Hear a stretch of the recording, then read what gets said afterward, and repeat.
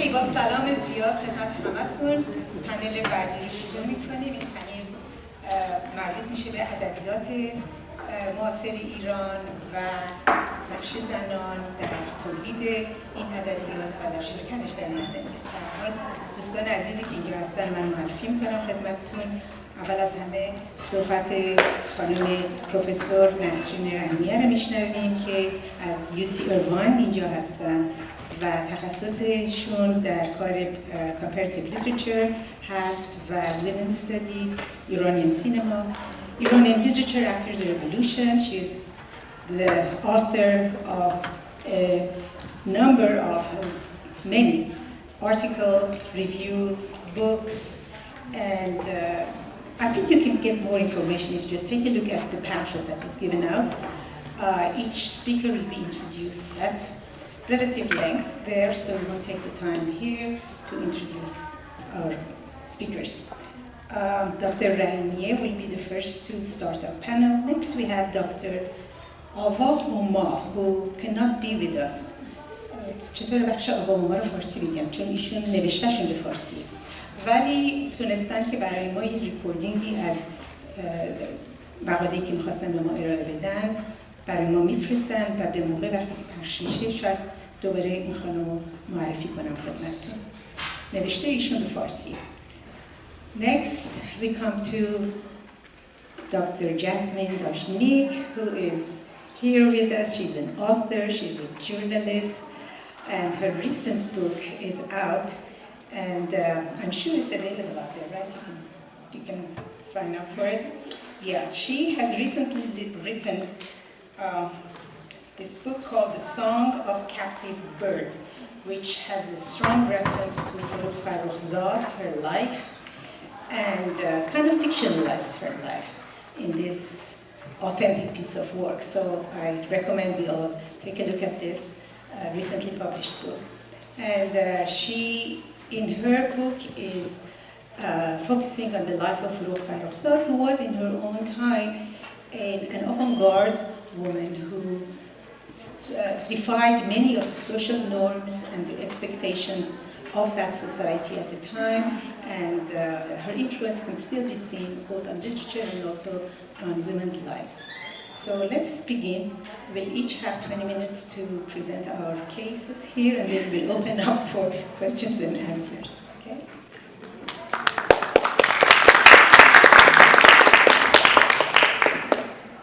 خیلی ممنون. صدا میاد؟ اوکی. فقط می‌خواستم تشکر کنم از همه دوستانی که چقدر زحمت کشیدن این برنامه رو برگزار کنن. And I am going to switch to English. When Tarajun invited me, I said, oh no, I can't possibly come because all of my work for the past 40 years, all my writing has been in English. And I'm miserable at translating myself. But she was kind enough to say, no, no, come, it's fine. You can speak English. So, the flourishing of Iranian women's writing in the wake of the 1979 revolution is widely recognized.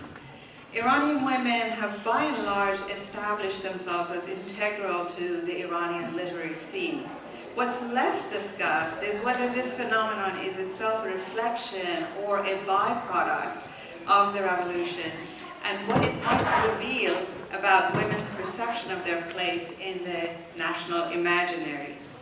In this presentation, I'm going to analyze a very small selection, the emphasis on small, of contemporary prose pieces by Zoya Pirzad and Fariba Wafi to pinpoint how nearly 4 decades after the revolution that resulted in the curtailing of women's rights and women's participation in public life, space, be it actual or metaphoric,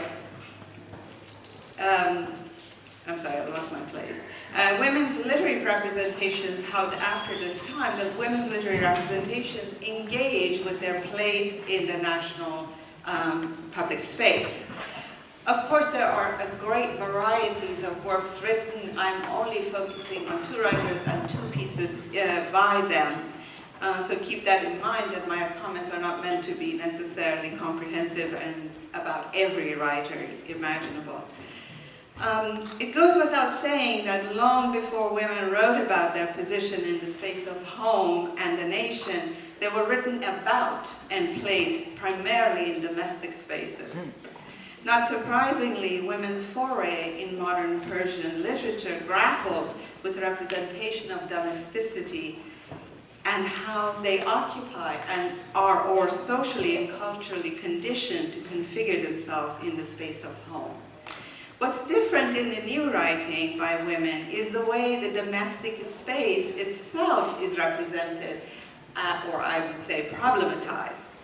Before I turn to two examples from specific works, let me just move back in time slightly and give a sense of how domesticity we might recall that in women's writing before the revolution. In my view, there's no better example to turn to than Simin Daneshvar's famous and very popular novel, Suveshun, published in 1969. The protagonist, you recall, I'll just go skimming quickly, Azadeh is depicted as an educated, free-spirited, headstrong woman who after her marriage becomes devoted to her husband and her children. The novel is set during the Second World War, and more specifically when the southern part of half of the nation where the novel takes place is occupied by British forces. The political turmoil of the time inevitably seeps into the family's domestic life. While Zarih's husband, Yusuf, is engaged on the political scene, Zarih adheres to her domestic responsibilities.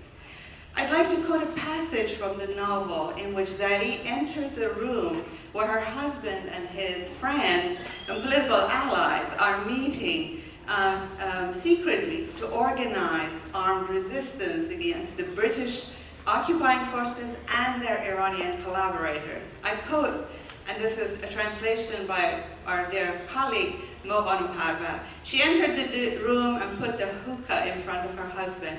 With the doors closed, the air in the parlor was warm, and sweat was beading on everyone's foreheads and noses. Zarih went to the cupboard, brought out straw fans, and put them on the table. Then she took small plates, knives, and forks out of the cupboard and set the table so quietly that she made almost no noise. It was strange. Zarih had just cut open 2 watermelons, and both turned out yellow and unripe. She took this as a bad omen.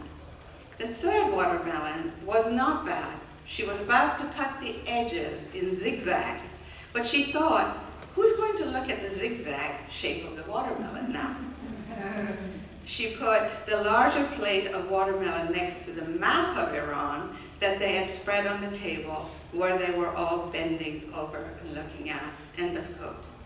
This part of the novel ends with Zarih being asked by her husband, loving husband, albeit indirectly, to leave them.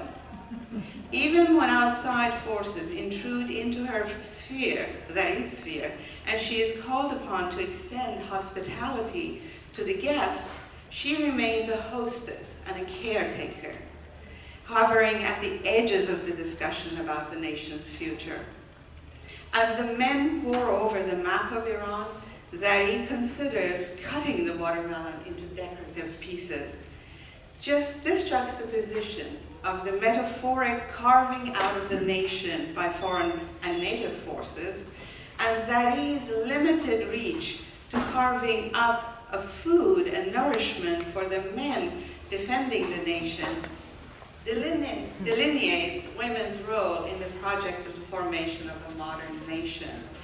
When her husband is killed, Zarih musters up the courage to face the hostile forces beyond her home. But the novel ends on the note of mourning and burial.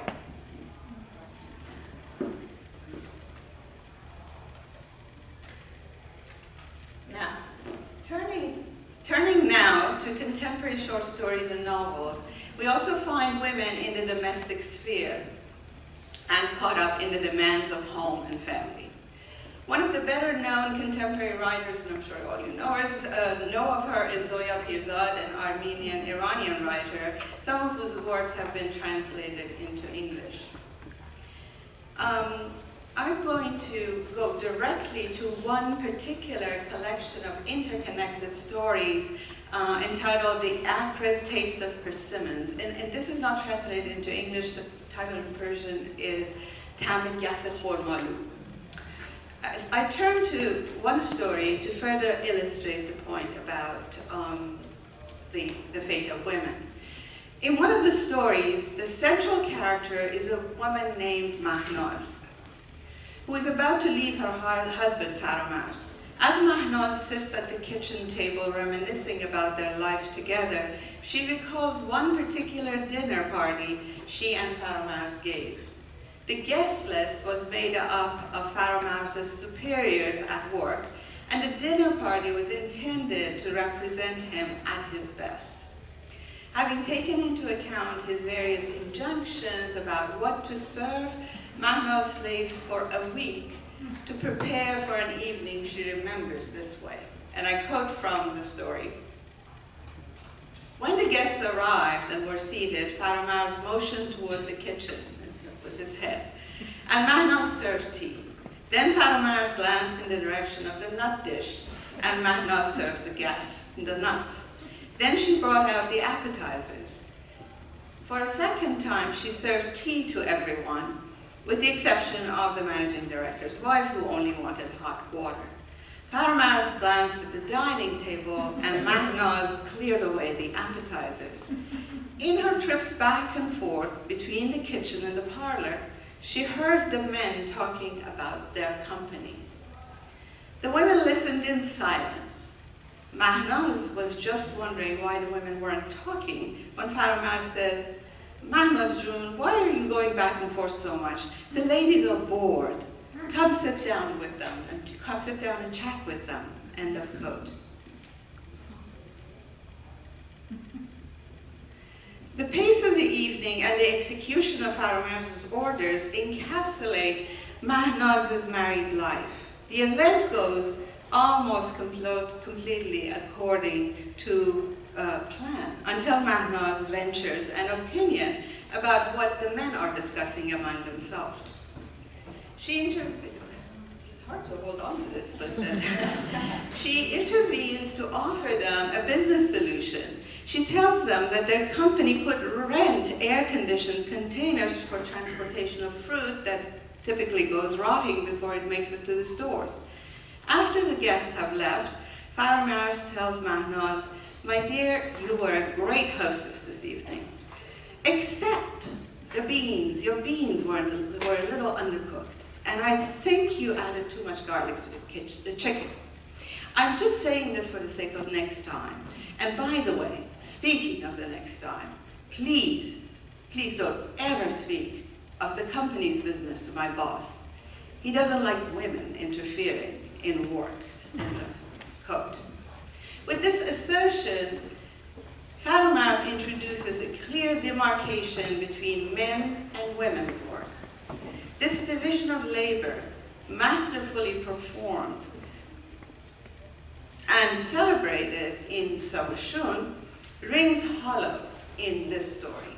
Not only is Mahnaz's work not confined to the realm of the apartment, she is also subject to Faramaz's assertion of authority on what could be considered women's domestic concerns. The passage I just quoted from about the dinner party demonstrates his obsessive concern about how food must be served, as do most of his exchanges with Mahnaz about all manner of house-related chores, from how to dust furniture, how to make tea, and when to wash the curtains. This is not so much a role reversal as a sign of gender crisis. As his perceived field of power is impinged upon by his wife, Faramaz is increasingly drawn to incursions into what he believes to be Mahnaz's primary or proper domain of labor and authority. But the trouble with this mode of extending his power is that it does not have the desired effect on Mahnaz. She does not recognize the boundaries that are so fundamental to Faramaz's self-actualization and acts on her instinct against his injunction.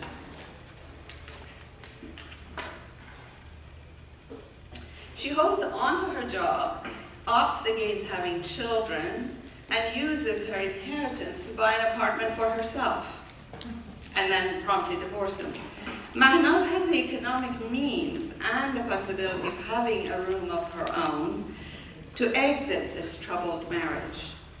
What this particular domestic drama underscores is the calm detachment with which Mahnaz reflects on the life she has decided to renounce. She shows no desire to reconfigure her place in the marriage, nor does she exhibit any sentimentalism about the life she's leaving behind. What matters most is that she remove herself from that space. Now I turn to Fariba Wafi's short story, Thousands of Brides, Hezaran Arus. And it represents a vexed situation. The protagonist is denied a personal identification through a name. She is known simply as the bride, Arus, who moves into her husband's family home where she lives with her husband on the second story of her in-laws' house. She's shy and reclusive, and her meddling sister-in-law and other members of the extended family struggle to understand the reason for her aloofness. And she, Arus that is, reflects on the conditions that discourage her developing closer ties to her husband's family.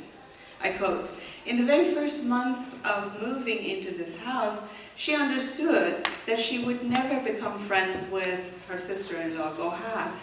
Something got in the way. It took her some time to pinpoint.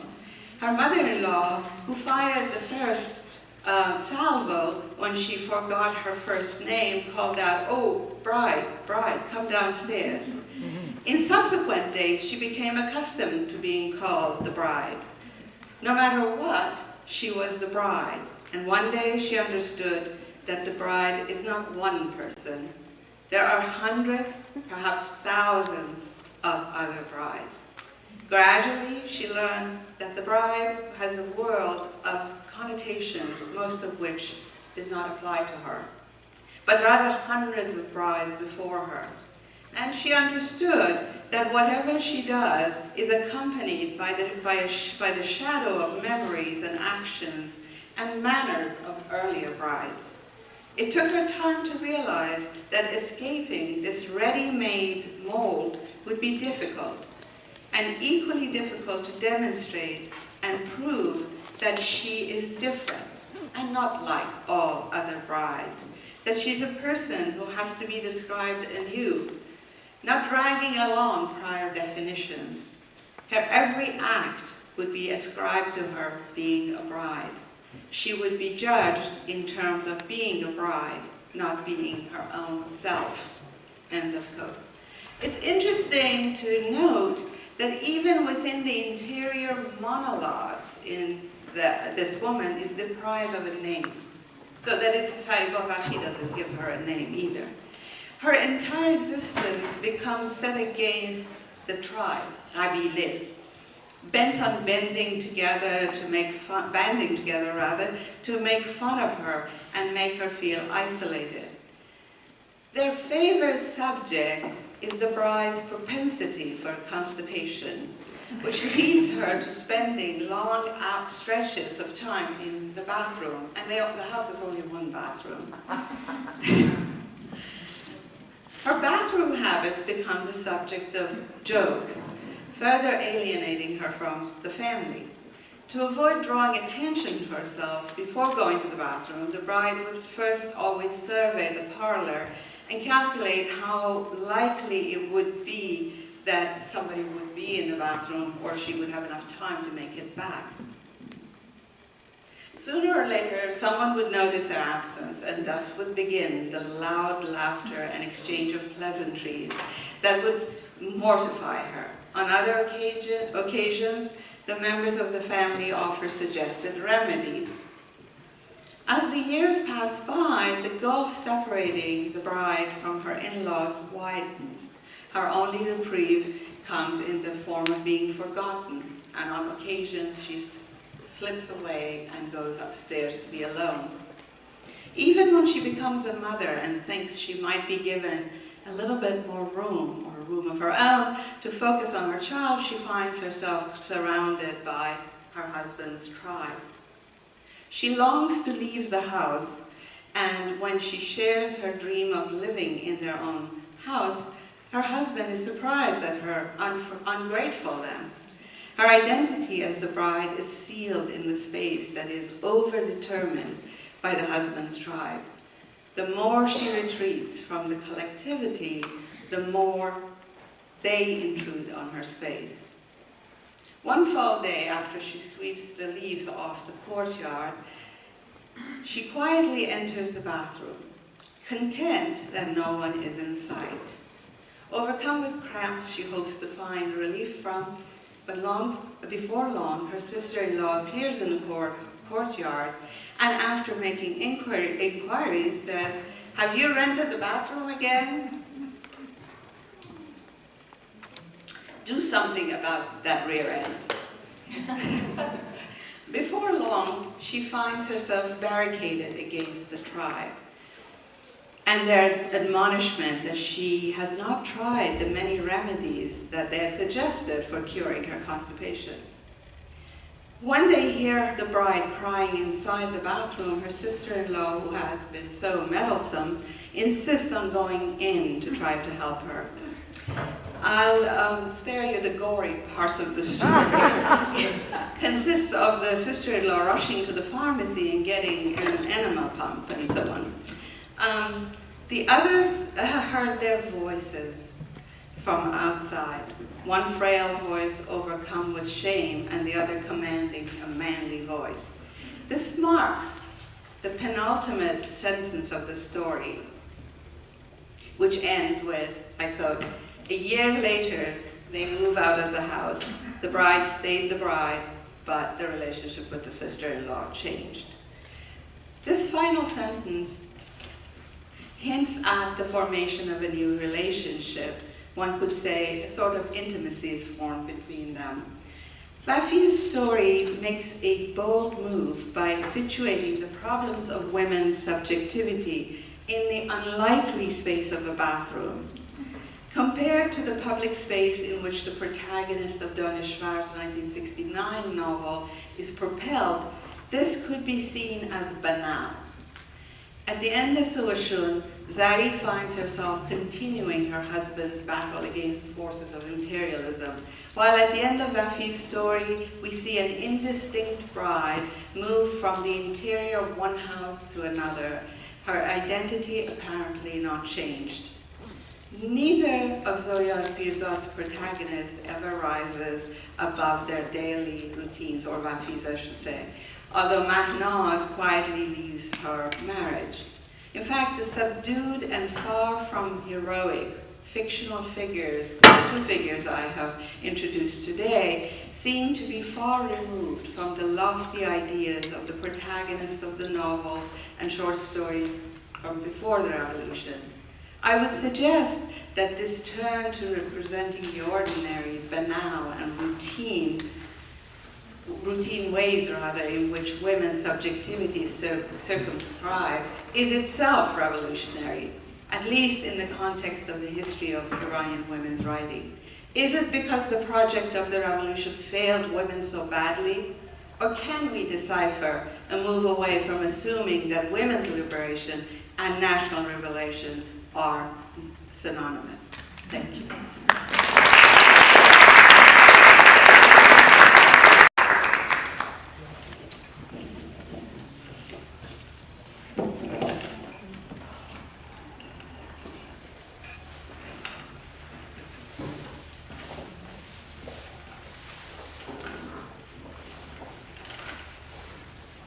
Thank you so much, Nasreen, for that lovely presentation. Next, we have our second speaker who is not able to be with us today, so we'll have her voice brought to us, right? Okay. Just to give you a very brief information about Agha Homa.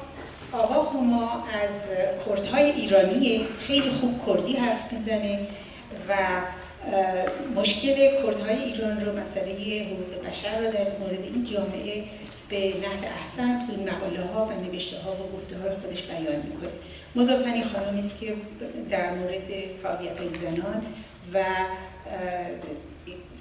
فعالیت های human rights و اینها بسیار فعاله و کتابی داره که عنوانش هست Echoes from the Other Land و این به انگلیسیه اگر مایل بودی که دنبال کنید.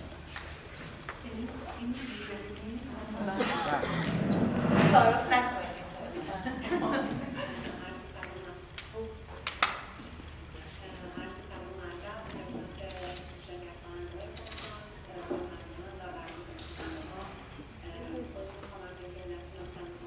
صدا رو لطفاً بلند کنید.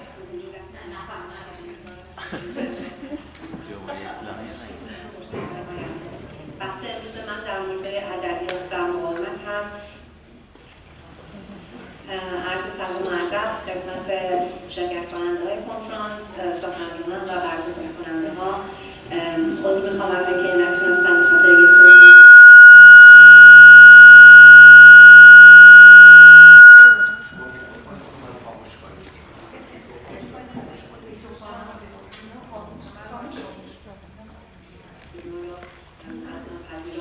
تا فرصت‌های آینده. بحث امروز من در مورد ادبیات و مقاومت هست و اینکه چطوری زنای ایران در عصر مختلف تونستن به این روش با مرد مبارزه کنن و با ستم‌های دیگه اجتماعی و در نهایت رابطه تنگ ادبیات و حجاب رو بررسی می‌کنم.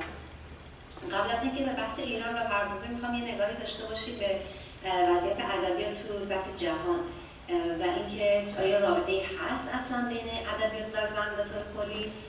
شاید این مفهوم برای ما یک مقدار ناآشنا باشه، اما فمینیست‌های غربی مخصوصا فمینیست‌های فرانسوی سال‌هاست که در مورد ارتباط تنگاتنگ بین صدا، بدن و نوشتن صحبت کردن و گفتن که چطوری حذف و سانسور یکی منجر میشه به از بین بردن و به حاشیه روندن دیگری و بالعکس. اگه یه نگاه کلی داشته باشیم می‌بینیم که تو سطح دنیا ادبیات خیلی بهش ارزش داده نشده و به عنوان یک موضوعی که جز لاکچریه و این موضوع سکندری هست بهش نگاه شده. خود افلاطون شعرا رو از مدینه فاضلش قدغن کرد، از طرف اونها یک سری انسان‌های آیدل و بیکار میدونست که کار ارزشمندی نمی‌کنن، از طرفی به قدرت قلم اونها اقرار داشت و می‌ترسید از اینکه اونا بتونن جامعه رو به انحراف بکشونن. همینطور هم که میدونیم هم تو دنیای واقعی هم توی ادبیات دیستوپیا همیشه دیکتاتورها از قلم ترسیدن و جز اولین کسایی که به زندان رفتن و تنبیه شدن نویسنده ها بودن. خب اگر که نگاه میکنیم میبینیم یه تناقض توی این برخورد است. از طرفی به تحقیر میکشونن و نادیده میانگارن و اینو بی اهمیت و بی ارزش جلوه میدن از طرفی ترس عجیبی از قدرتش دارن که خب این دوتا با هم نمیخونه. باز اگر نگاه بکنیم به روشی که رامین جامعه مرد سالار در پیش گرفته در برخورد با زن، همونطوری که سیمین دوبار بهش اشاره کرد سالها پیش، زن به عنوان جنس دوم شناخته شده. زن در واقع اینطوری تعریف میشه که مرد موجود اصلی و حالا زن که زن موجودی که مرد نیست و به این طور بهش نگاه شده و تعریف شده. توی اسطوره ها داریم که حوا از دنده چپ آدم آفریده شد که خب همین خودش قضیه خنده داره، چون اگه اینطوری باشه پس آدم یکی از دنده هاشو از دست داده، اما همیشه اینطوری بهش نگاه شده که زنه که یه دنده کم داره و این یه دنده کم داشتن هم اینطوری تعریف شده که خب پس زن یه تخت عقلش کمه، پس توانایی تفکر و تخیل و خلاقیت و اینا رو نداره. به هر حال از یه طرف زن اینطوری تحقیر شده، از طرفی توی جامعه‌های مختلف بدن زن هم از طرفی سورس فاسینیشن بوده، هم یه چیزی بوده که ازش وحشت عظیمی داشتن و قصد داشتن کنترلش بکنن. میدونیم که توی هندوستان مثلا زنای بیوه رو به آتیش میکشیدن، توی چین پای زنها رو میبستن که پایشون اندازه بیشتر رشد نکنه، پاهاشون کوچیک باشه که خوشگل محسوب بشن. توی آفریقا گردنهای زنها رو میبستن که خواستن گردنشون دراز بشه و باب طبع آقایون باشه. توی غرب از بیماری‌های کم‌خوراکی و بی‌اشتهایی زنان باش درگیرن. توی خاورمیانه خب زنان توی حجاب هم پوشونده میشن، قایم میشن. قضیه ما ختنه زنان ها تو خیلی قسمت‌های دنیا داریم و همونطور که میدونیم همین تناقض ترس و تحقیر کردن همزمان وجود داشته. از طرفی خب تو مهم نیستی به اندازه کافی، از طرفی ما ازت میترسیم. همینطوری اگه نگاه کنیم به ادبیات ایران می‌دونیم که ادبیات ایران یه ادبیات خیلی غنیه، اما به شدت مردها اینو مونوپولایز کردن و چقدر این صدمه زده به ما. به عنوان یه شما فکرشو بکنید که اگه ما ورژن زنونه حافظ و رومی رو داشتیم، اگه مثلا 10 تا قرمین اعتصامی داشتیم، چقدر ادبیاتمون غنی‌تر می‌شد. از طرفی خب وقتی که زنان نمیتونن بنویسن، دنیای زن‌ها غیر قابل شناخت باقی میمونه برای مرد و این خودش ضربه به ادبیات می‌رسونه. ادیبی و داستان‌نویسی که نتونه شخصیت زنش رو با اون قلایق مختلفشون بشناسه، خب قطعا نویسنده خیلی خوبی از آب در نمیاد. از طرف ما فرصت دیالوگ رو بین زن و مرد نویسنده از دست داره. غیر از اونم خب از صدای زن همیشه صدایی بوده که خفه شده، استعداد ادبی زنها کشته شده و هیچ نمونه و بروزی ازش توی ادبیاتمون، ادبیات کلاسیک ایرانی نداریم. ولی اینطوری نیست که زن فقط به عنوان سابجکت و تولید کننده اثر محو باشن. حتی می‌بینیم توی آثار توی پرسپولیس زن‌ها حتی به عنوان هدیه‌هایی هم که پادشاه به هم میدن وجود ندارن.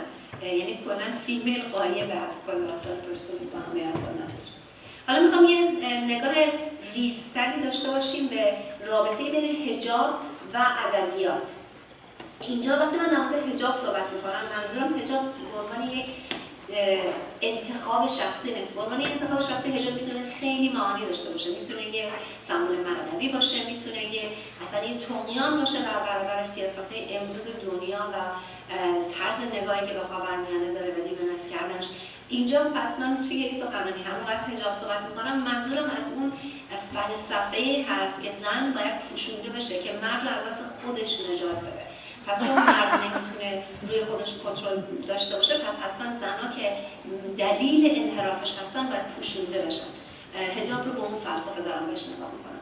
خب میدونیم که حجاب اجباری زن رو قایم میکنه، میپوشونه و از طرفی ادبیات و نوشتن نگارش خلاقانه اتفاقا زن رو در معرض قرار میده، در معرض عموم میاره.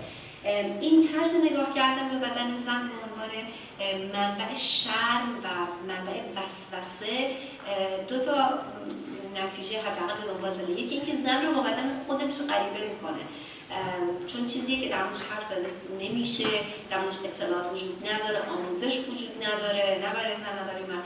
و همین الان تو همین قرن 21 توی ایران میدونیم که این مشکل بیگانگی با بدن توی دخترای ما و زنای ما هنوز وجود داره. از طرفی خب ادبیات کارش تفکر کردن، بررسی کردن، موشکافی کردن و اتفاقا دقیقاً خلاف پوشوندنه. غیر از اون خود قضیه شرم رو که نگاه بکنیم، زنای ایرانی اول بار که شروع کردن به نوشتن باید به این قضیه شرم غلبه می‌کردن. این دیدگاه که خب زن نباید حرف بزنه، زن که چیزی برای گفتن نداره، زن که اگر که بخواد حرفی برای گفتن داشته باشه پس دلیته است، پس تمام این صفت‌های منفی هست. اگر که به حجاب به عنوان یه دیواری نگاه کنیم، یه دیوار قابل حملی که تفکیک جنسیتی رو با خودش به همراه میبره توی کوچه، میبره توی خیابون، ادبیات در واقع شکننده اون دیوارها و از بین بردن مانع‌هاست و به اشتراک گذاشتن ایده هاست، به وجود آوردن اندیشه و تفکر. هرچی که حجاب باعث از بین رفتن ارتباطات و کامیونیکیشن میشه، اتفاقا ادبیات به وجود آوردن ارتباطات و غلبه کردن روی اون مانع‌هاست. به این ترتیب خود نفس نوشتن یه نفس از بین بردن حجاب و طغیان کردن به اون فلسفه‌ای هست که زن رو میپوشونه و توی اندرونی قرار میده و از حقوق اجتماعیش محروم میکنه. حالا میخوام یه نگاهی دقیق‌تر داشته باشم به ادبیات ایران قبل و بعد از اجباری شدن حجاب و میخوام نگاه کنیم ببینیم آیا این قضیه اجباری شدن حجاب تأثیری روی ادبیات ما داشته، اگر داشته این تأثیر چطوری بوده. اولا که هر جا زنای ما یک دست به نوشتن زدن، بهاشو براش پرداختن و بهایی هم که براش پرداختن بهای ساده و کوچیکی نبوده. اولین زنی که به طور رسمی توی ایران توی اون ملأ عام کشف حجاب کرد یک شاعر بود طاهر قرةالعین و میدونیم هم که اعدام شد. غیر از اون زنها به خاطر نوشتنشون، به خاطر خلق آثار ادبی به زندان رفتن، کشته شدن، به سمت خودکشی کشیده شدن، به تبعید رسوندنشون و یا به عنوان دیوانه و کم عقل و اینا توی جامعه نشون داده شدن. یعنی در واقع این قضیه ناپدید کردن و اینویزیبل کردن زن هم یه قضیه جسمی، هم یه قضیه کلامیه. یعنی هم ساکتش کردن، هم از جامعه محوش کردن. مثلا فرض کنید یکی از اصطلاح خیلی رایج که هنوز هم متاسفانه استفاده میشه، یه اصطلاحی هست به اسم حموم زنانه. این دیدگاه از این دیدگاه نشأت میگیره که زن یه موجودیه که بدون پاز و بدون معنا و بدون هیچی بلبشو میکنه و دراجی میکنه و حرف میزنه و حرفاش هم حرف ارزشمندی نیست، حتما غیبت با چی و چی اینه. و هر جا که یک سری بلبشو وجود داره که سر و صدای زیادی هست، کلام زیادی هست، فاقد ارزش بهش میگن حمام زنانه. و این یه چیزیه که برای تحقیر گفته میشه، در صورتی که حمام‌ها زنان جایی بودن که تنها بودن که زنان میتونستن با هم ارتباط برقرار بکنن، یک صحبتی با هم داشته باشن، هم فکری داشته باشن و غیره. خب جزء دیگه زنان ایرانی که جزء زن بزرگ بودن، جزء اولین زنای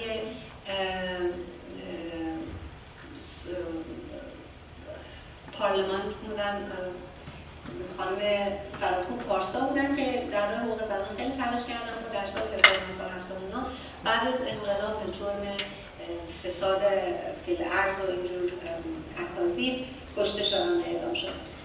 و دیگه اینکه تا همین امروز هر موقع که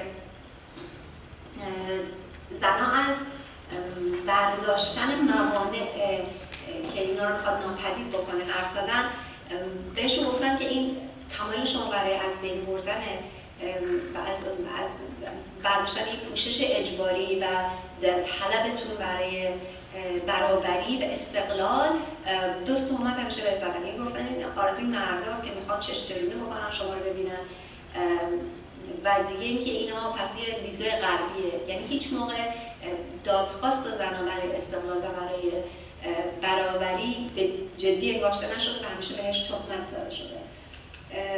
در ادبیاتی که قبل از حجاب اجباری وجود داشتم، تو کار ساوشون سیمین دانشور و کار سیمین بهبهانی اگه بهش نگاه بکنیم، من باز میخوام تایید بکنم که زن ایرانی هر مدل از نوشتنشون یک جور طغیانه.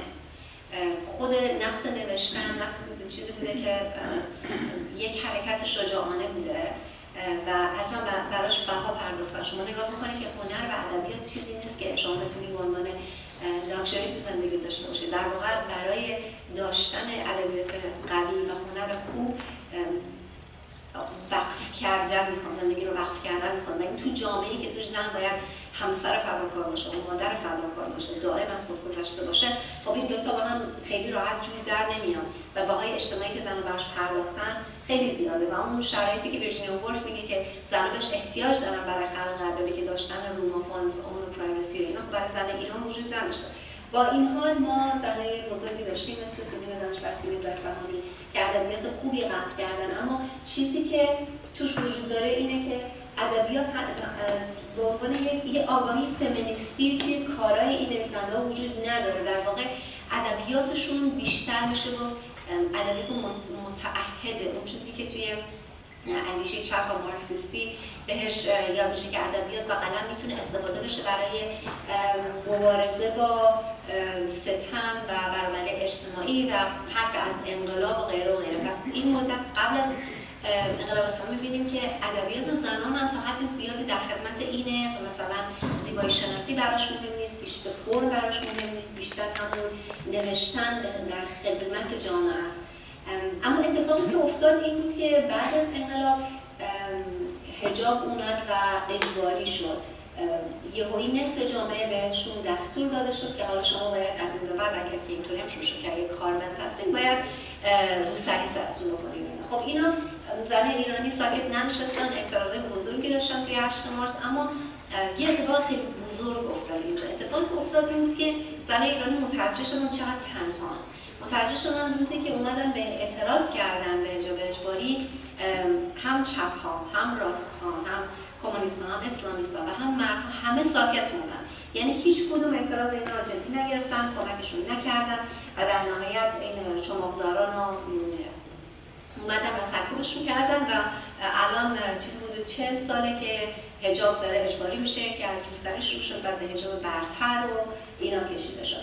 اما این آگاهی که زنها پیدا کردن که فهمیدن که نه، درسته که دردهای اجتماعی و اقتصادی و سیاسی رو زن و مرد با هم به دوش میکشه. یک سری دردها هستن که زنها به تنهایی به دوش میکشن و مردها الزاماً به خاطر اینکه همسنگر چپشون هستن یا تو راههای دیگه باشون همراهن الزاماً آگاه به دغدغه‌ها و درک‌های اینا نیستن و توی جنبشایی که بخواد حق زنان رو به طور اخص بهش بررسی بکنه یا به حاشیه کشیده میشه یا درجه 2 قرار گرفته میشه یا در بهترین حالت اصلا کلا نادیده گرفته میشه.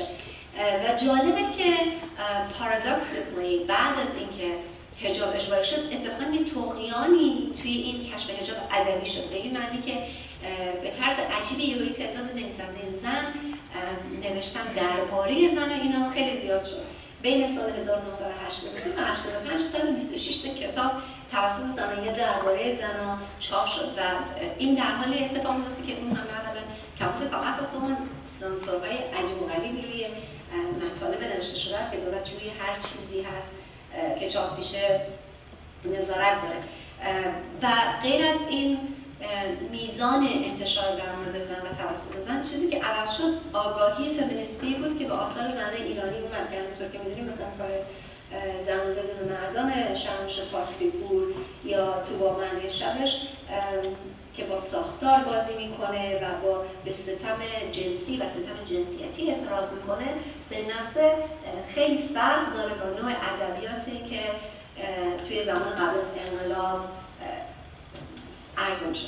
در پایان بخش پایانی حرفا میخوام در مورد صحبت بکنم که خود من به عنوان یک زن کرد ایرانی که در خارج از کشور زندگی میکنم چرا می‌نویسم و حالا از نوشتن چیه؟ خب اولا که نوشتن یه جور خلاقیت و کشف کردن، همون کشف‌های درونی، همین نگاه از درون به بیرونه که من میتونم توسط اون اولا با خلاقیت رشد کنم و زندگیمو بهش غنا ببخشم و خودم رو بشناسم، دور و برم رو بشناسم.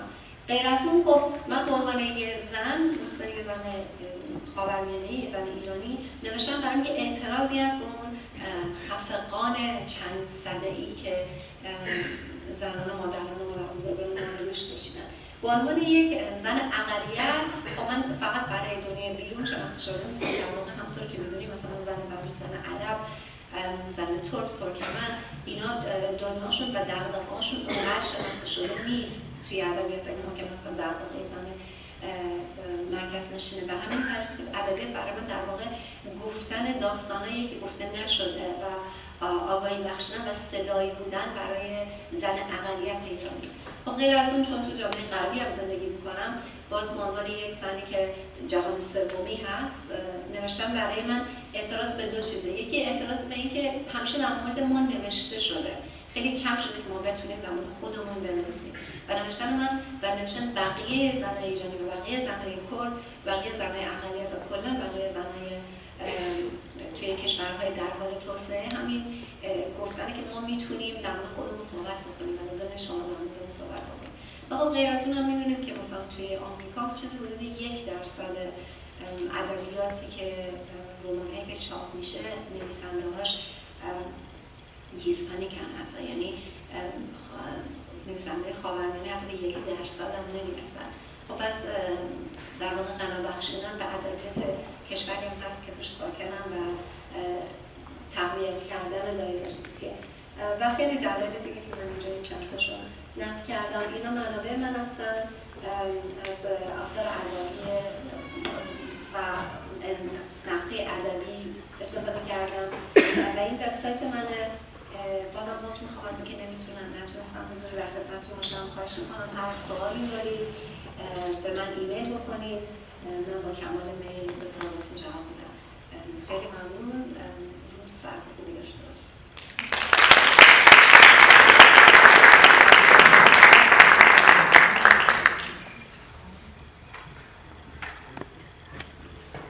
ساعت تموم کرد بسیار عالی بود. اگر اجازه بدید سوال و بحث راجع به این پرزنتیشنی که خانم آوا اینجا داشت رو میذاریم به بعد از اینکه تمام پیپرهای پنلیست تمام میشه.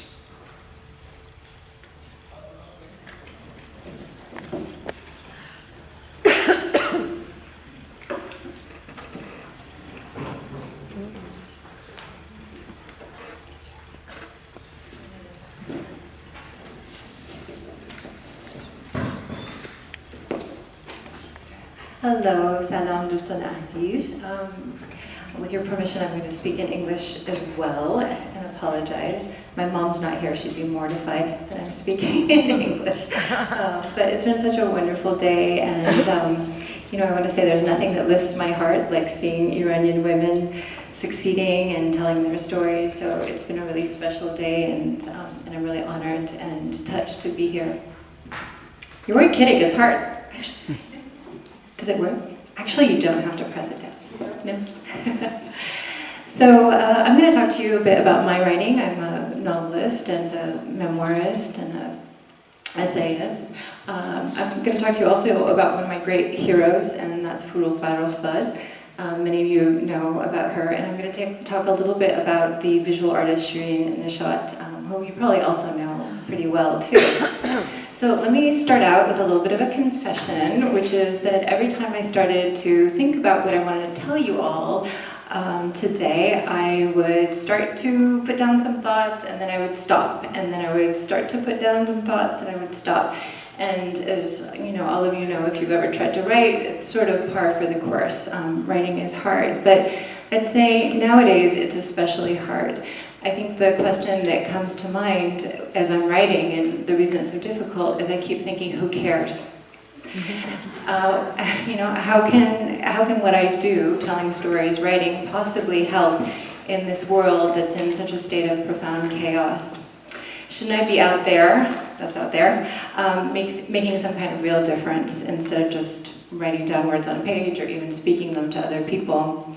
Every single artist or writer that I know nowadays is thinking about this. I mean, it's really all we're talking about. We're not writing, we're talking about how we don't know if what we do matters anymore.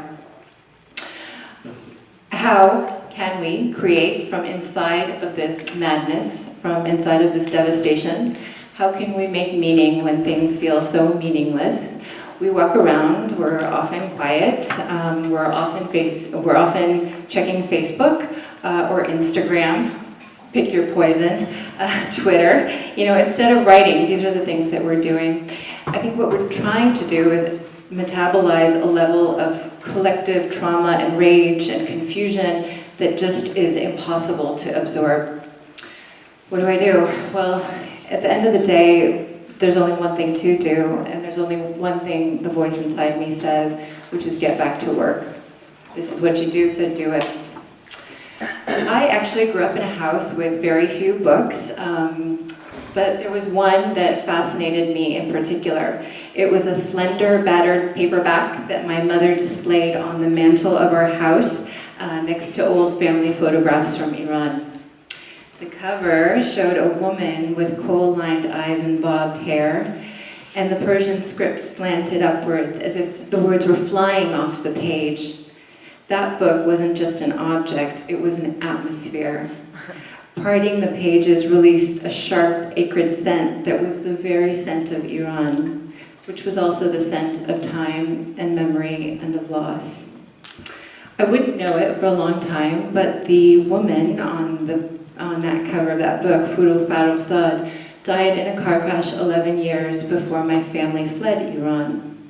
She was just 32 years old when she died, and when she died, she was the most notorious woman in the country. Her poems were revolutionary. They were a radical bid for self-expression and for democracy written at a time which showed very little tolerance for either of those things, especially when it was women who were calling for them. Like the thousands, hundreds of thousands of other Iranians who left Iran in the late 70s, my family escaped in a hurry. It was 1978. It was a year on the edge of political upheaval. Soon there'd be gunfire and tanks and snipers and dead bodies heaped in the streets. In 1979, no one could know all that, but many people, artists, poets, knew it was coming. That was almost 40 years ago. I was 5 years old. But the details of the night that my family and I left Iran are strangely vivid to me. I remember my grandmother putting me on her lap. There was, the television was on and Gugush was singing. And my mom was packing our suitcases. We only got to take 2. It was winter, the snow was falling in Tehran, and my mother kept saying, "We'll be back soon." She kept saying to my grandmother, "We'll be back soon." Something, though, inside her made her go to the bookshelf and pick up her favorite book. It was a book of poems by Furugh. Something inside of my mother knew that she would need that book. When I was growing up in America, I was made to think that poetry was not useful, that it was dead, or elitist, or decorative. In Iran, meanwhile, there is no higher art. Poets aren't just venerated, they're loved. Everyone seems to have a favorite poet or poem, and they can recite whole poems by heart. Iranians know that when you memorize a poem, it becomes part of you. It becomes part of your body. You carry it with you, even if it's in fragments, and even if it's in another country. So much of my writing as a scholar, but also as a creative writer, has been about Iranian women's lives. And as I was embarking on a project about Iranian women writers in the diaspora, that's us here and outside of Iran, it struck me how often Iranian women bowed their heads or tipped their hats to Furugh. I mean, she came up so often. It was really notable to me. Furugh has been claimed as an inspiration both inside of Iran, since her death, during her life, after her death, and after the revolution, both inside and outside of Iran. And it's really interesting to see the different kind of media. You might have heard there have been plays staged about Furugh. There have been operas written about her. I've heard music set to her poems. I mean, she's really quite strikingly everywhere.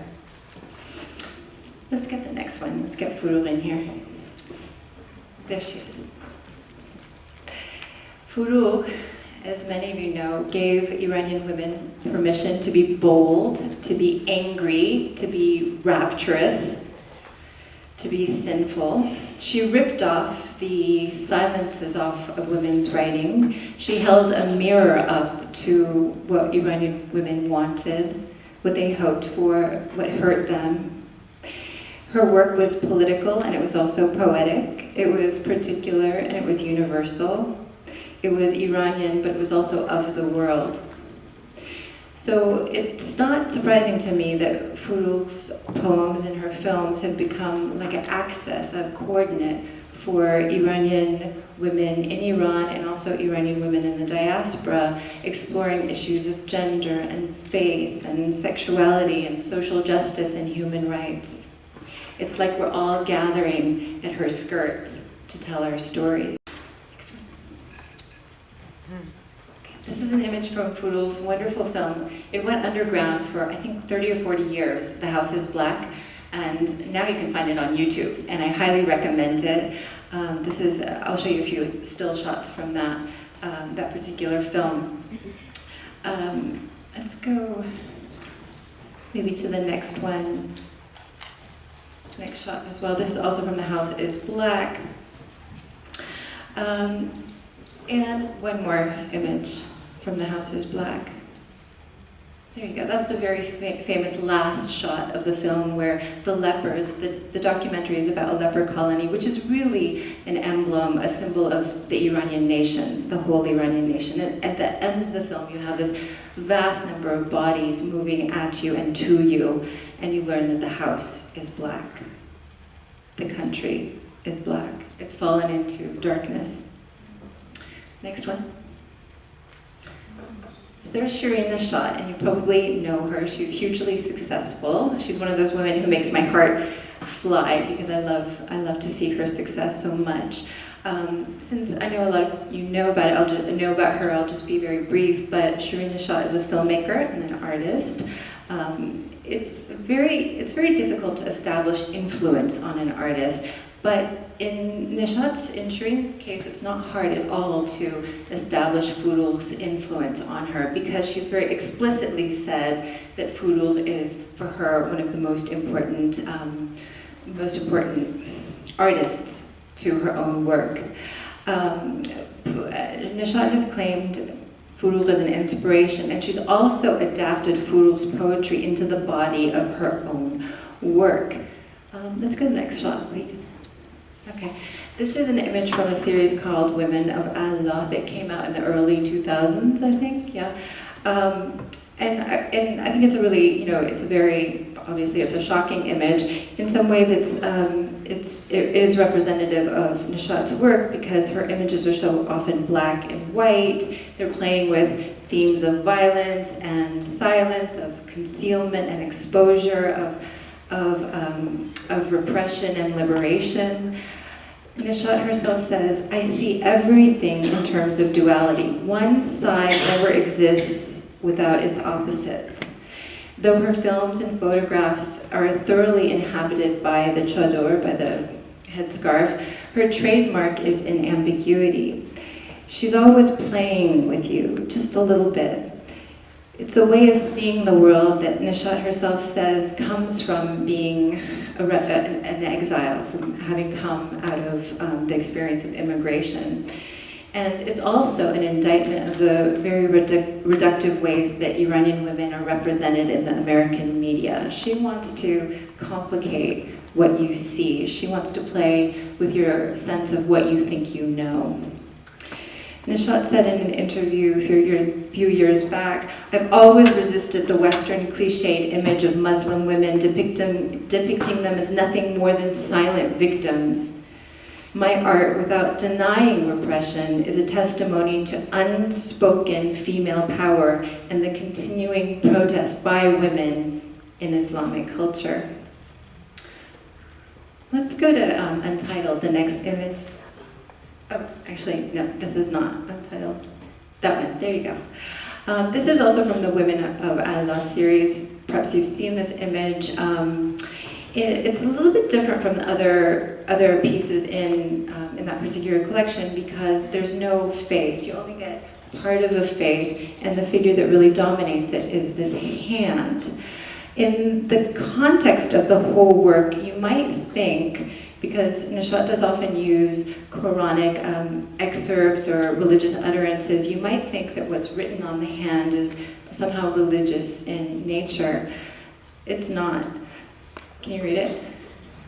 It's Furul's poem, I Feel Sorry for the Garden, which is a poem that's, it's really one of her great poems and one of those poems that Iranians can often recite by heart. And what Nishat's done here is on each of the fingers, she's inscribed words from that poem. And if you don't know it, that's a poem that begins, "No one's thinking about the flowers, no one's thinking about the fish, no one wants to believe that the garden's dying, that its heart has grown swollen under the sun, that its mind is being drained of green memories, that its senses lay huddled and rotting in a corner." The garden is a motif that's quite prominent in Iranian literature. I know every one of you has a favorite poem, and that you know, of course, also that this trope of the garden is quite prevalent, and it has one of its uses is to designate the Iranian nation. So the idea of Iran itself as a garden, and I think that's the way that Furul uses it in her great poem, "I Feel Sorry for the Garden." I think one of the things that to me is so moving about this particular image is the kind of unity or bond that you see between Nishat, who's a woman, Iranian woman, living outside of Iran, and she's reaching out her hand, she's stamping her hand with the legacy, with the inheritance of this beautiful poetic tradition. So, let's see.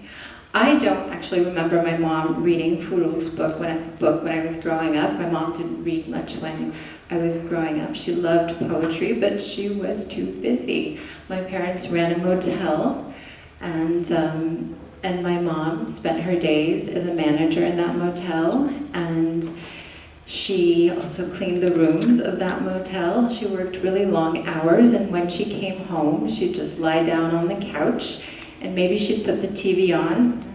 There just wasn't time, there wasn't the energy, and maybe there wasn't even the spirit for poetry in my mom's life.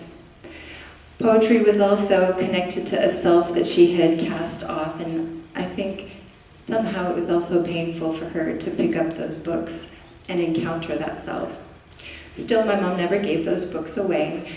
And when I went to college, her books, I just stole them. I stole my mom's books, and I took them to college because I was reading wonderful American poets, and I was reading wonderful French poets. But what I really wanted was an Iranian voice. What I really wanted was an Iranian woman's voice. I wanted to see something of myself reflected, and that's what Furul gave me. I'm going to rush along because I've only got 2 minutes here, but I'll tell you a little bit about the novel that I wrote. It's called Song of a Captive Bird, which is a novel about Furul, and it came out of this great desire of mine to find something of myself reflected in poetry. Now, as beloved as Furul is, there's a lot that just wasn't known about her. She died with a lot of her secrets inside her, and there are things that I couldn't conclusively find out when I was doing all of my reading. And so what I decided to do after I published a memoir about my family's life, I decided to write a novel about Furul. I decided to tell her story really to an American audience, because the thing is, hardly any Americans that I tell about Furul had ever heard about her, but they'd all say, "Oh my God, I have to know about this woman. Tell me more about it." So it seemed like there was a lot of interest and hunger, and it was almost like people couldn't imagine that someone like Furul existed ever. And so it became my work to show them that she had, and to show them what she had given to Iran and to Iranian women in particular. So maybe last shot, the one after that. There you go. So this is my book, and it actually gives me chills a little bit because authors really have very little say on the covers of the books. And do you notice there's a striking resemblance between the first image I gave you of the woman in half? The publisher did this. I didn't direct them at all to that image, and it's really sort of fascinating to me that this is the image. There you go. You can see it going back and forth. Yeah. This is the paperback. The hardcover just came out in February, and the paperback comes out in February of this coming year. And this is the cover for that. The cover that's in the book in the hall is a little different. To sort of maybe round things up, I'd say that writing my first book was one of the great gifts of my life, to tell my family story, and writing Furul's story has been also a tremendous gift. For Iranians in America, the last 40 years have felt like an unbroken succession of losses and terrors. The revolution, the Iran-Iraq war, the constant threat of military intervention. For us, the current specter of war stirs up a familiar dread. When I was growing up in the 80s and 90s, America and Iran were almost like magnets opposing each other. But because both countries were part of me, this became the source of pain. Poetry, or even writing, hasn't solved that rift, but it has allowed me to articulate it. And as the prospect of war with Iran grows greater every day, I feel the pull of poetry and of that battered, slendered book that I showed you at the beginning of this talk. For all of its history, in Iran, a poem could get you killed or set you free. When hundreds of thousands of protesters hit the streets in 2009, their chants took the shape of poems, and very often those poems were poems by Furul. If you don't know Furul's poems, there couldn't be a better time to read them. If you read her poems, you'll find not just Iran, you'll find America.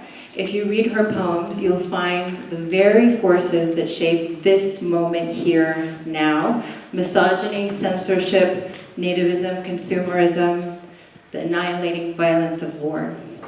If you read her poems, you'll find that they, like the best poems, don't offer just an escape from the abuses and terrors of this world, but that they are a repudiation of the forces that make those kinds of abuses possible.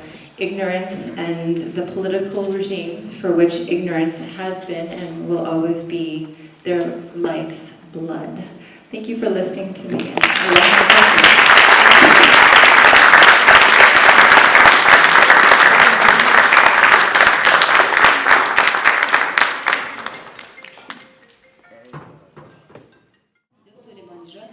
قبل از هر چیزی ازتون تشکر میکنم تا این ساعت برنامه‌ها رو همراهی کردیم و خسته نباشید بهتون میگم. سخنران این ساعت ما همونطور که میدونید خانم آزاده تبازاده هستن. ایشون نویسنده، ساینتیست و استاد سابق دانشگاه استنفورد. کتاب اسکای دیتکتیو یکی از کتاب‌های ایشون هستش که در سال 2015 توسط نشریه کرتس ریویوز به عنوان یکی از بهترین کتاب‌های سال معرفی شده. اسکای دیتکتیو روایتی است از دوران جوانی و نوجوانی و همچنین شرح دوران پرتلاطم روزهای پس از انقلاب 57، تظاهرات مردم، فرار شاه، اجباری کردن حجاب و شرح تغییراتی که به تدریج بر جامعه ایران سایه افکند و منجر به مهاجرت میلیونی ایرانیان شد. خانم تبازاده در سال 1982 ایران را ترک می‌کنند. در سال 1994 مدرک دکترای شیمی خودشون رو از دانشگاه UCLA دریافت می‌کنند و سپس به عنوان سینیور ریسرچ ساینتیست در ناسا و استاد ژئوفیزیک در دانشگاه استنفورد مشغول به کار میشن. از ایشان بیش از 60 مقاله علمی به چاپ رسیده، همچنین جوایز متعددی از طرف کمیته علمی و بالاترین نشان دولتی به ارزش $500,000 به عنوان دانشمند برجسته دریافت کردند. در سال 2001 بزرگترین جایزه علمی انجمن ژئوفیزیک در آمریکا به ایشون داده شده و بعد به عنوان محقق ناسا به عنوان یکی از 10 دانشمند برجسته آمریکا معرفی شدند. خانم تبازاده ساکن آمریکا هستند و در شهر مانتن ویو زندگی می‌کنند.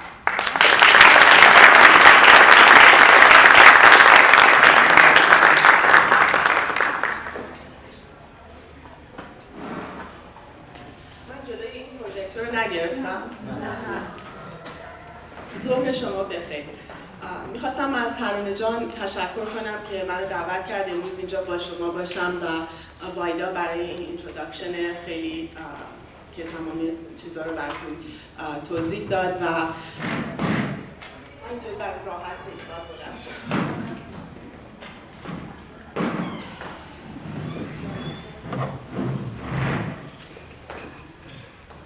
خیلی ممنون که منو دعوت کردی ترانه جان که اینجا در مورد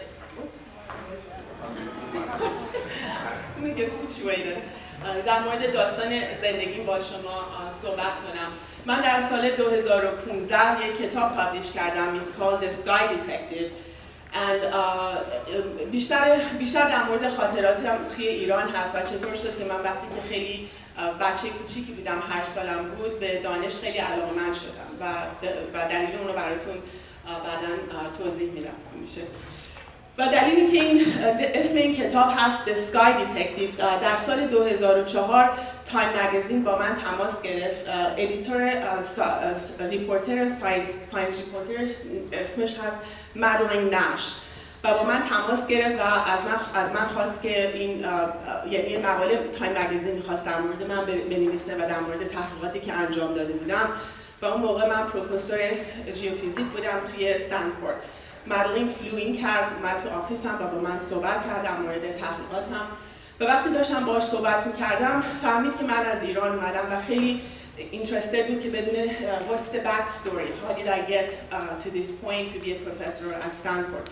من این مقدار در موردش این براش توضیح دادم که چطور شد من به دانش علاقه‌مند شدم و انقلاب چه تأثیری روی خانم‌ها و بالاخره اون آینده‌ای که برای خودم فکرم بود وقتی که بچه بودم چه تأثیری روی اون زندگی من گذاشته بود.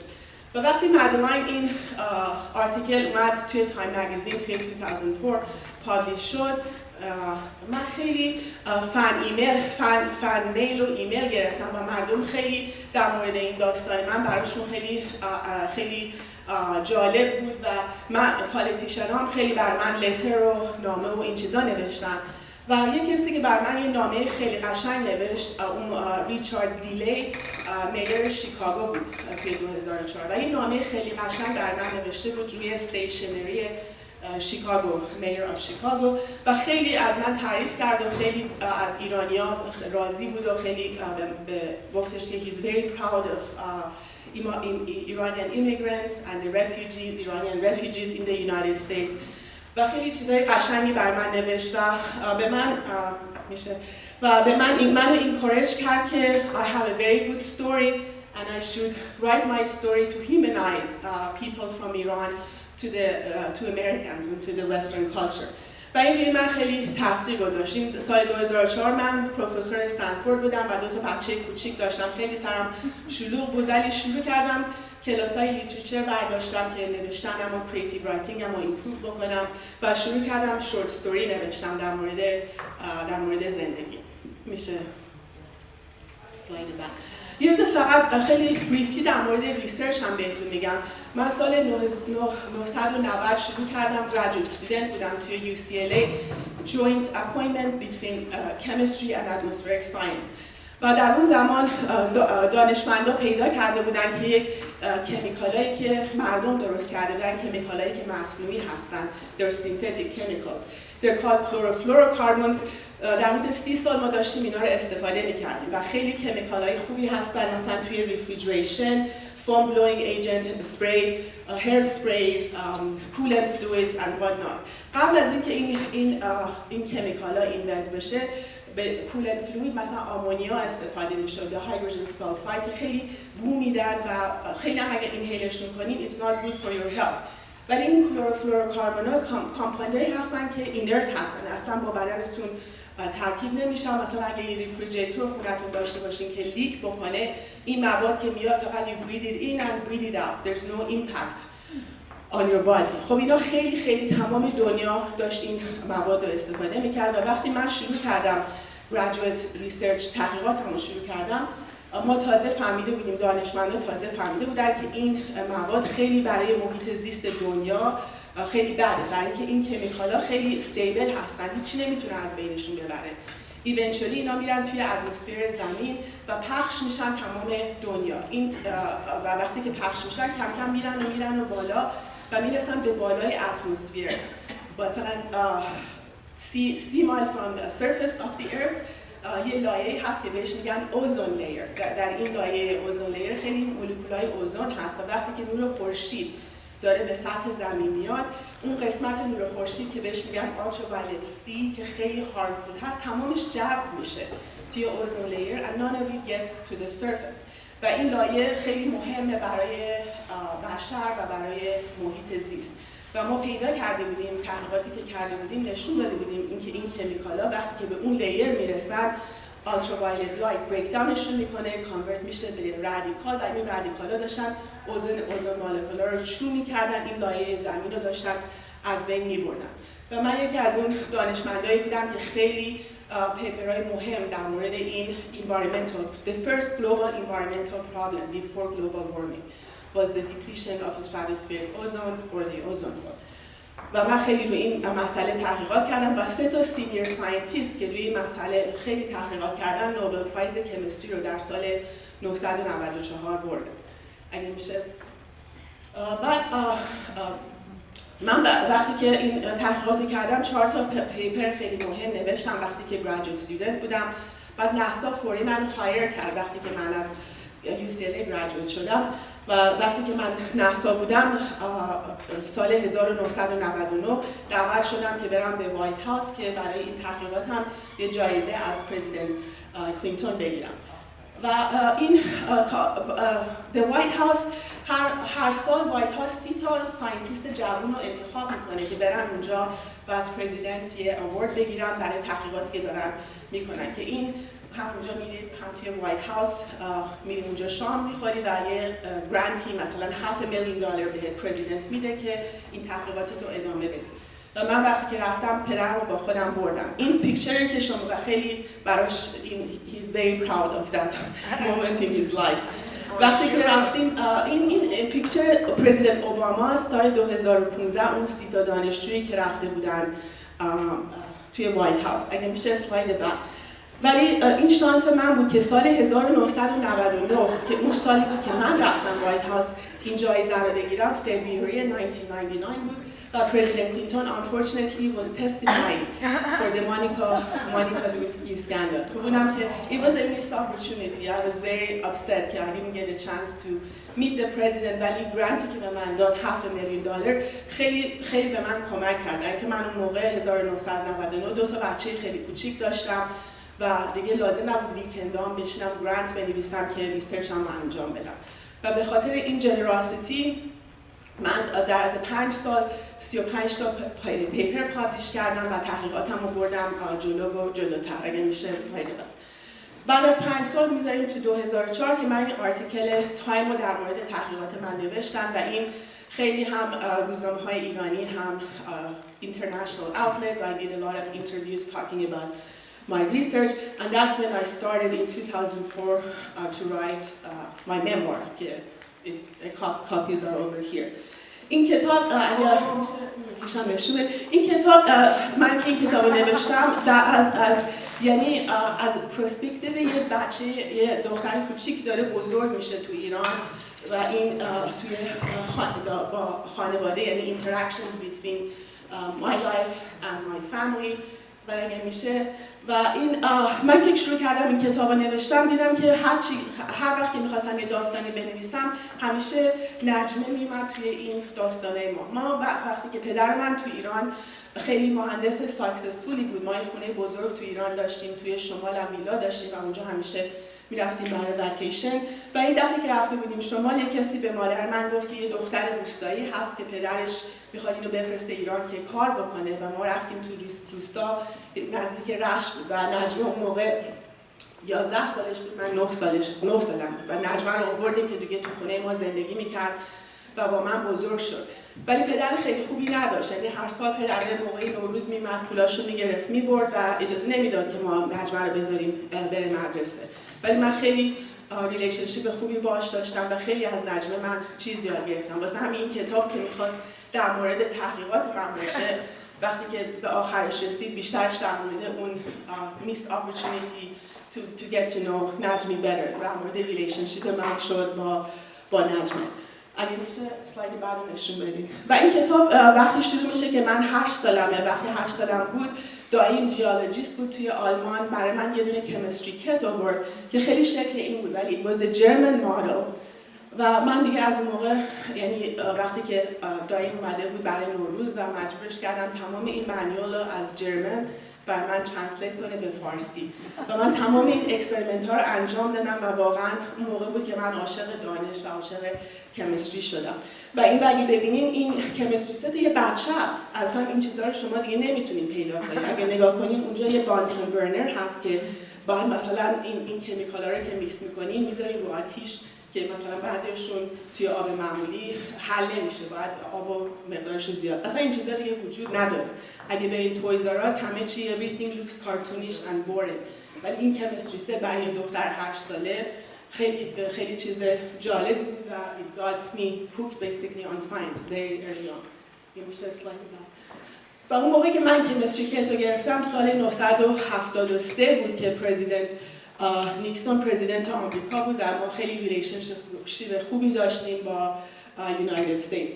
ولی 4 years later President Carter که was more liberal and he had some issues with the Shah and violation of human rights و خیلی it was not as a smooth relationship as the Shah had with Nixon.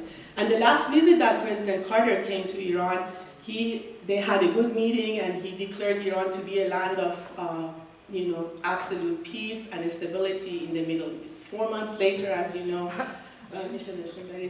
and the revolution happened. There were a lot of protests on the street against the Shah, و این revolution هم یه مقداری از outside the country شروع شد، در اینکه شاه خیلی جوونا رو میفرستاد توی اروپا یا آمریکا که برن educated بشن و برگردن به مملکت و اونا وقتی که خارج از ایران میشدن میفهمیدن که there are some issues with human rights violations in Iran. وقتی که شاه رفت، از خود اینا رو دیگه زیاد توضیح نمیدم، شاه رفت، مردم یه تظاهرات بزرگ شد و آیت الله خمینی 2 هفته بعد برگشت که من هم روزم I turned 14 when he came back and I remember که این وقتی که تو پاریس بود گفتش که من وقتی بیام اصلا به خانم‌ها کاری ندارم، من فقط یه religious figure هستم و I'm gonna just be a religious figure. ولی وقتی که اومد همون روزی که رسید شروع کرد به پریچ کردن که ایران Islamic women should wear the hijab and he was very adamant about it. بعد 2 هفته بعد از اینکه خمینی اومد it was I remember میشه اسلاید بعد که it was in من تازه March 8, 1979 فهمیدم که there is such a thing as an international women's day، برای اینکه مادر من خیلی modernized بود و مادر من و دوستاش و دوستای خودم و we all participated in this huge protest. I've never seen something this big in my life. We were all over here protesting against mandatory veiling. And I remember we went to the square where it was the parliament, in front of the parliament, and parliament. Baharistan. And they had actually there was a big program. They had organized a big program, but the revolutionaries had cut all the wires, so none of the microphones worked for the program to go ahead. But people still protested. They marched through the streets. And اینقدر این بزرگ بود که خمینی ترسید از زنها. دیگه he backed off, and the regime got busy interrogating and killing a lot of the Shah's associates for a whole year. And I remember I was 14 years old. Every day I opened a newspaper. There were pictures of dead people, executed people, and I really that left a very bad image in my head that I wrote about in my book. But shortly after that, like 18 months after that, then dating became mandatory, and it was really hard for me. But okay, I defined myself. I was a nerd. I had like a frizzy hair. I put it up in a ponytail. I had glasses. I had an image that went with my love for science and being a nerd. But after revolution, everybody looked the same. Then we went after the veiling became mandatory, and we went to school. Because of all the magnae and everything, everybody looked the same. They took your individuality away by forcing you to wear the veil, and I was dead against it, and was actually not. My parents were worried that I might not, follow through and get into trouble. And shortly after that, the war broke out between Iran and Iraq, and my brother was just at the right age to go and fight in the war. So we got in the mail draft papers for my brother to participate in the war, and my parents didn't want to have anything to do with this war. So in another picture, I'm 8 years old here, and that's my brother Afshin, and that's my cousin Mama. And I remember right after, a little bit, 6 months after the war broke out, I was passing by my parents' bedroom, and I hear them talking, whispering about smuggling my cousin and my brother through Pakistan. At the time, it was more profitable to smuggle people across the border than to smuggle drugs. So a lot of families who were wealthy send off their sons by smuggling them either through Pakistan or Turkey. And I just marched into their bedrooms, and I just said, that's not fair, because he might die, fighting in the war, but I'm just dying here. I don't want to, and I stopped going to school. I didn't want to wear the veil, and at the time they had closed the universities,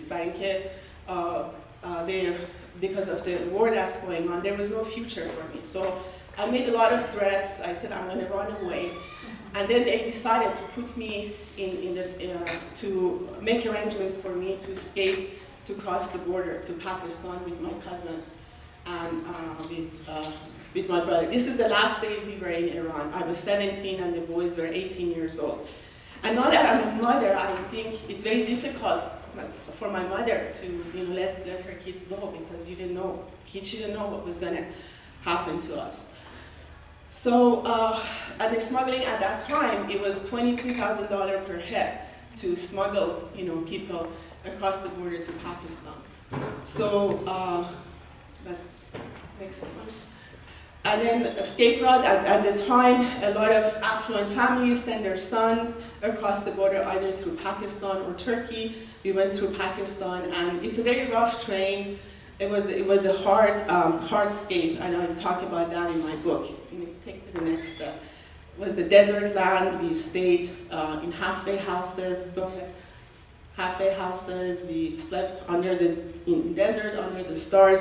One thing that I remember in Pakistan desert is that I looked up at the sky, because when I was a kid, I was very interested in the stars and the blinking of the stars and identifying various stars. And it had a beautiful, beautiful night sky in the deserts of Pakistan. And then we ran into camel caravans. There was a nomad life in Pakistan. And finally we made it to Karachi. And at the time that we escaped Iran, remember this was right after the hostage crisis, so everybody really hated Iranians at that time, and all countries closed their borders to Iranians, except for Spain at the time, because Juan Carlos, the king of Spain, was good friends of the Shah of Iran when he ruled Iran. So he extended that kindness to Iranians so that we could go to Spain without a visa.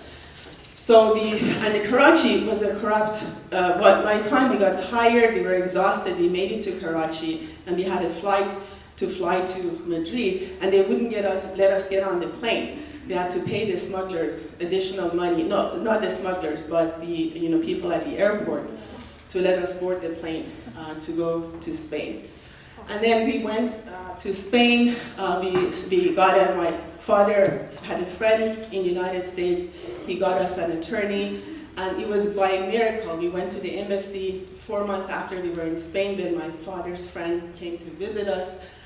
And we went to the embassy, and the guy first, it was an African American, he first rejected our request for a visa. But then I started crying, and he felt really bad for us.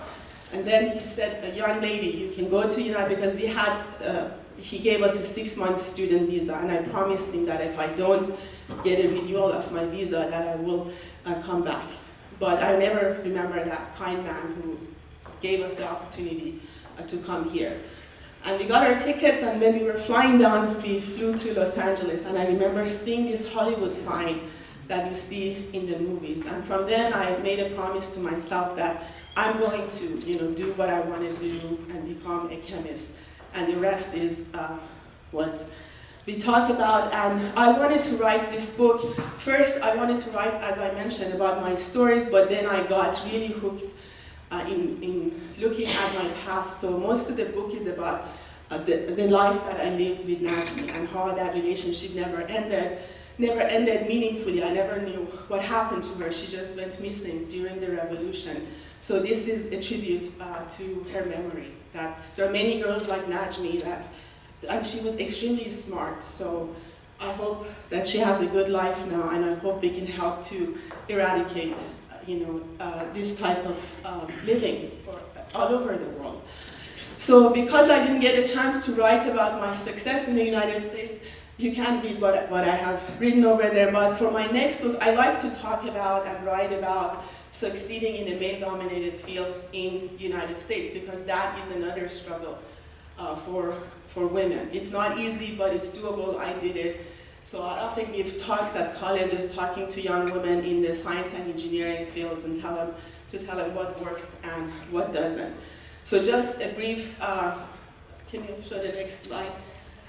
It is hard to survive in a male-dominated field, but I never took that personally, because 80% of the colleagues, most of my colleagues were men, and I got along with 80% of them, and they were mentors. They really helped me in my career. But there's always that 20% that make inappropriate comments. They're jealous of you because you're progressing maybe faster than them. And when I went to the White House, I had a very good colleague at NASA. And I worked with him, we wrote papers together. But right before I went to the White House, he told me that I remind him of Forrest Gump. And have you seen that movie? Yes. And Forrest Gump is an autistic person. And he gets moved up in life. And at some point, in his life, he's at the White House shaking President Kennedy's hand. So he was trying to tell me that I got there because I'm a woman, that I don't deserve, going to the White House. And I got very hurt because this person meant a lot to me. But I didn't let that stop me. What I did is that after I came back, I didn't confront him, but I never worked with him again. So there are ways that you can, work with a circle of people, guys, who support you and who have your back. So it is difficult, but it's doable, and I hope to be able to write about that to guide younger generations in how to deal with some of the issues that you may have in academic and, going in a field that, nobody else looks like you. Thank you very much.